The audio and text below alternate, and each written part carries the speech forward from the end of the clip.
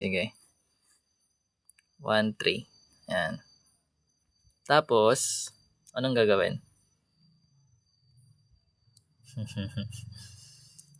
Anong gagawin?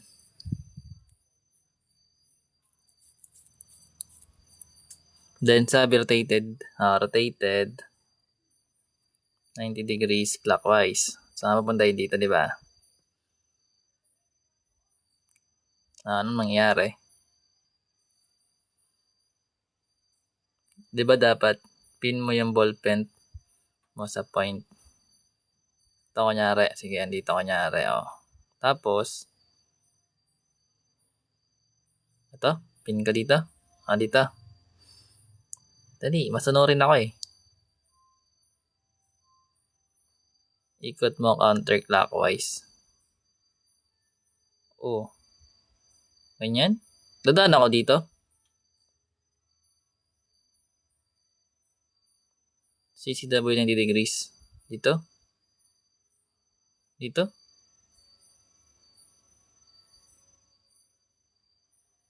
Ikot ko papel. Hindi ko na-visualize. Paano ikot ganyan? Hindi pa ba ikot mo?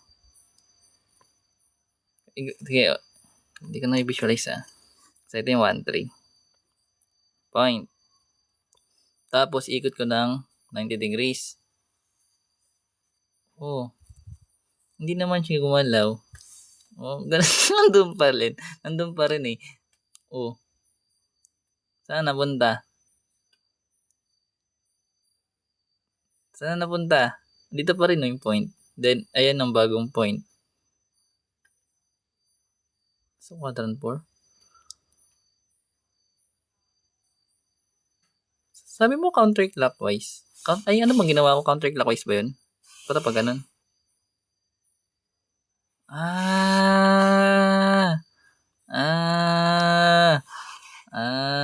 Wait lang. Baka naintindihan ko na konti. So, ito yung quadrant. So, let's say, ito yung point dito. Tapos, pag nirotate natin, 90 degrees, clockwise. So, clockwise, lagay kang mga number sa x-axis. Nandiyan ko lang ganan. Ganito.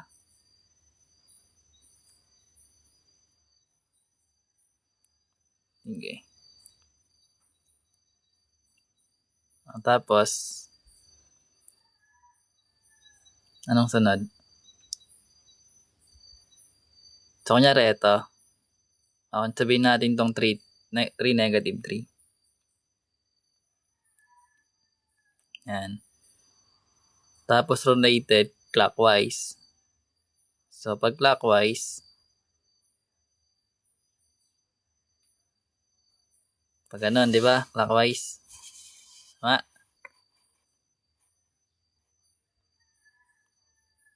Kung gusto mo ikot clockwise, ikot mo papel counterclockwise. Babaliktad? Pag nag-rotate ka ng clockwise, counterclockwise ikot mo?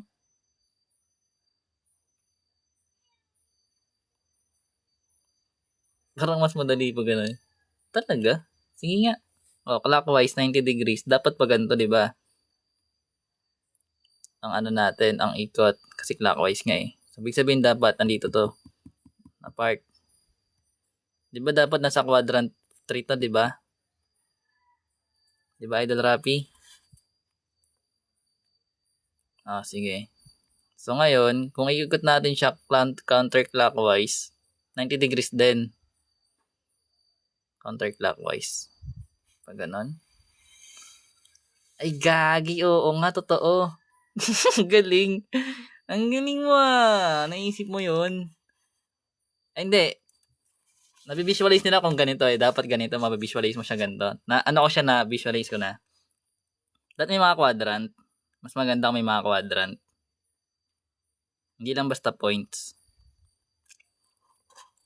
So, sabi, kapag mag-rotate ka doon ng 90 degrees, clockwise, gamit yung points, ipipin mo siya, pero kung iikutin mo yung papel mo, magna 90 degrees ka siya, counterclockwise. So, ibig sabihin, kunyari ito guys, yung point natin, di ba? Na 3, negative 3. So, alam naman natin na kung nasa quadrant 4 to, yung 90 degrees natin na clockwise, dito siya mapupunta talaga dapat. Dito yung napupunta, di ba? So, tingnan mo ha. So, ito yung point natin. Then, rotate mo siya ng 90 degrees clockwise.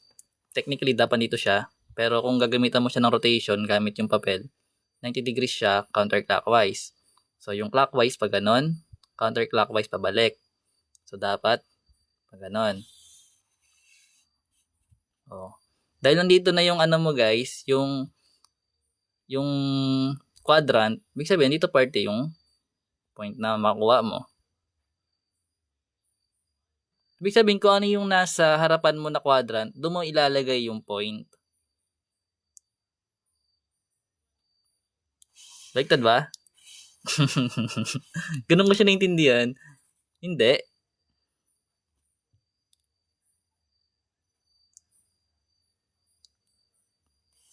Clockwise ba ikot ko? Di ba counter? Di ba counterclockwise to? Oh. Uy, counterclockwise. Oh, counterclockwise nga, oh. Oh, clockwise, pa ganito. Ay! Taguluhan ako ah. Pero parang mas maganda pag ganun. Pag ganito ikot mo, kung ano nandito, yun yung sagot. Pero pwede rin nga pag ganito, oh. Kasi nasa quadrant rin na siya. Ah, alam ko na. Ang galing. Wait lang, may naintindihan na ulit. Pwede siya ganito. Pero pwede parehas eh, di ba? O, kunyari nandito. Nandito yung point mo. Sige, paano mo to-explain na mas maganda? Kasi kanina, pag sinabi mo kasing, oo nga, kunyari, andito yung point, tapos in-rotate mo siya ng clockwise. Clockwise mo, pag ganito, di ba? Clockwise. So, nasa quadrant 3 na yun. Kasi ito yung quadrant 1 mo, quadrant 2, quadrant 3. Parang ang babasihan mo naman sa case na to, yung mga quadrant na nasa left mo tsaka sa right. Di ba? Nai-visualize nyo? Nai-visualize ko siya actually. So, kunyari, eto. Pero, mas maganda. Ganito ka na lang. Alam mo naman na 92 eh. Tapos 180, tapos 270. Ang galing niya. Ang galing mo talaga kaya na. Pero ang lupit, nagigets ko siya.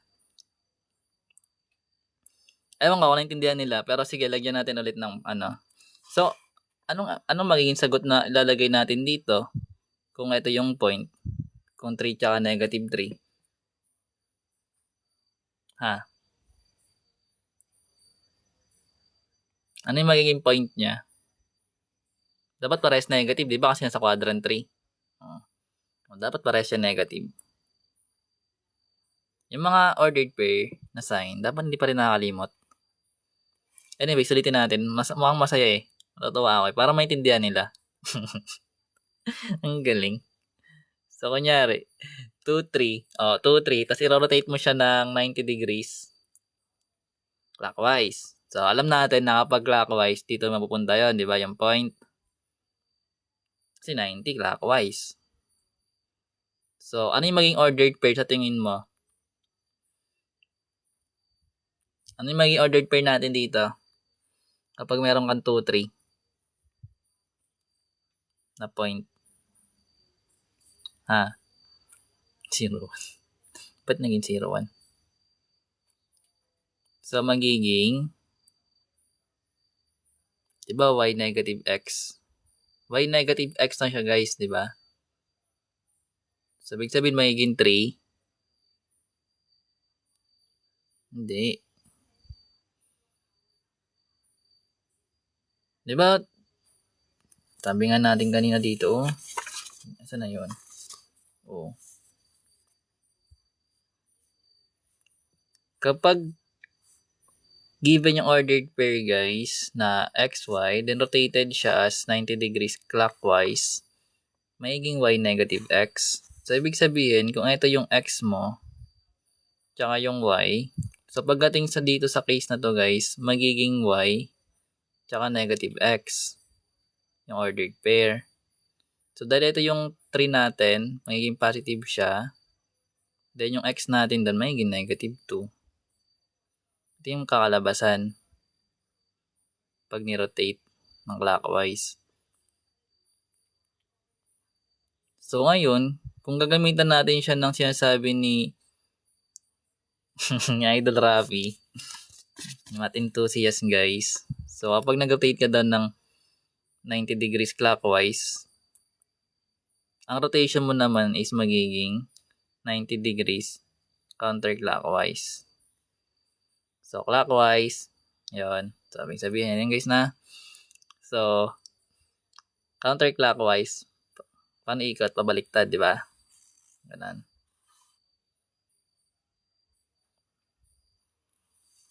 Di ba? Tingnan mo itong point. Nasa pangalawa siya, di ba? Dito, na point. So, pag inikot mo siya ng counterclockwise, dapat nandito yun, na part. Kasi dito nga galing sa, paano ko ba siya explain ng madali? Hindi ko alam, pero naintindihan. Naano ko siya, nabivisualize ko siya sa akin na part. Sa part ko, naiintindihan ko siya. Hindi ko lang alam kung naiintindihan yung sinasabi ko. Kasi pwede naman siya guys na ganito. Kunyari, clockwise ang rotate mo. So, ibig sabihin, kung ito yung quadrant 2 mo, ay quadrant 1, pag inikot mo to, ito yung maging quadrant 2 mo. Kasi ito yung quadrant 1 natin, di ba? Ay, quadrant 2, mali. Ulit nga. Hindi ko alam kung paano ko siya may ituturo ng maayos.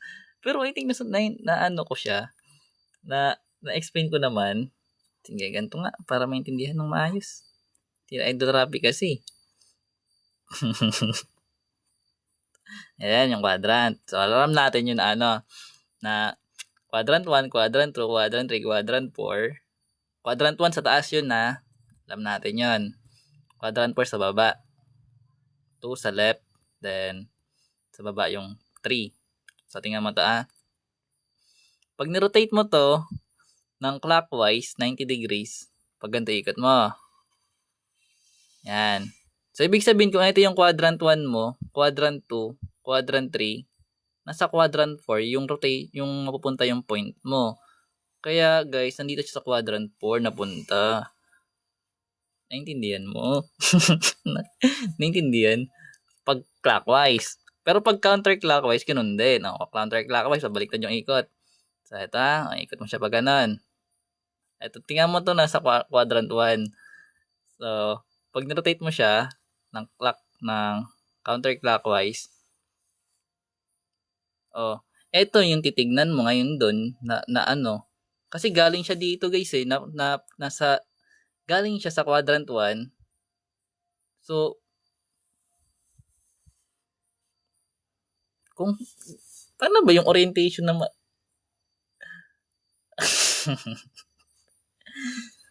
Di ko alam kung naiintindihan nila, pero naiintindihan ko ngayon. Sa case ko, naiintindihan ko siya. Pero, hindi ko alam kung naiintindihan nila, no? Clockwise mo na lang. Ganunin mo na lang para madali. Basta, i-consider mo yung quadrant 1, quadrant 2, quadrant 3, quadrant 4. Huwag ka na mag-counterclockwise, baka mahirapan ka dyan So, naiintindihan ko. Thank you, Idol Rafi. Galing mo talaga. No? Pero mas madali sa akin yung ganito, guys. Kung 90 degrees clockwise ka, edi ikot mo siya ganito. Then, ang basihan mo, quadrant 1, quadrant 2, quadrant 3, quadrant 4. Ibig sabihin, yung panibagong point mo sa quadrant 4 dapat. Naintindihan? No? Basta yung mga quadrant, isasang alang-alang mo yan. So, sige, kunyari, sa quadrant 2 ka mag-i-start. Dito tayo start. So, let's say, ito is negative 3 tapos 2. Yan. So, rotate mo siya ng 90 degrees clockwise. So, automatic, alam natin na pag ni-rotate natin yon, dito yung napupunta na sa quadrant 1. Kasi clockwise Ang saya nga ng ganito ibig sabihin, nandito siya mapupunta, di ba? So, pag ni-rotate mo siya ng clockwise, dapat quadrant 1. Pag inikot mo siya, Oh, 'di ba? Ito na yung maging quadrant 1 mo. Ibig sabihin sa quadrant 1 dapat yung panibagong point. Mas maganda yung ganong explanation, no? Oh, 'di ba? Gets? Oh, yun, gets. Nagkakaintindihan. Ayun ang gusto ko, nagkakaintindihan tayo. Pero kung gusto mo counterclockwise nga, oh, 1. Oh, kumbaga, kung nasaan yung paano ba i-explain yun na mas madali? Kapag counterclockwise. Ayun, kung nasaan yung topmost mo, yung top right, ayun yung lalagay mo yung panibagong point. I guess. Yata. Tama ba? Oo nga. Ay. Nalaguluhan ako. Counterclockwise. Parang naguluhan ako dun ah. Basta, ganito na lang. Kung ano yung ikot, yun na talaga yun. Paala ka dyan, Idol Rafi. Counterclockwise ka pa dyan. Pero, gets yun na. Yung yung clockwise na ikot. Wag mo na tong kabisaduhin. Ang kabisaduhin mo na lang yung ordered pair. Ganito oh. Pero ang kulit. Ang galing.